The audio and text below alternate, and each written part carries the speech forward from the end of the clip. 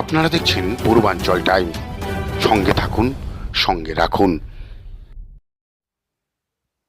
আজ হালিশহর আদর্শ বিদ্যাপীঠ উচ্চ বিদ্যালয়ে হালিশহর ৭ নং ও ৮ নং ওয়ার্ডে দুয়ারে সরকার অনুষ্ঠানটি অনুষ্ঠিত হলো, যার মধ্যে মূলত গুরুত্বপূর্ণ কর্মসূচিগুলো ছিল বিধবা ভাতা, বার্ধক্য ভাতা, স্বাস্থ্য সাথী, মানবিক প্রকল্প, কাস্ট সার্টিফিকেট প্রভৃতি।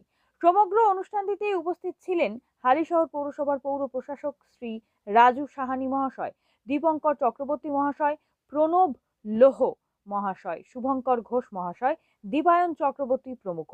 শ্রী রাজু সাহানি মহাশয় বাংলার গর্ব মমতা তৃণমূলের রিপোর্ট কার্ডটিও তুলে দিলেন সাধারণ মানুষদের হাতে।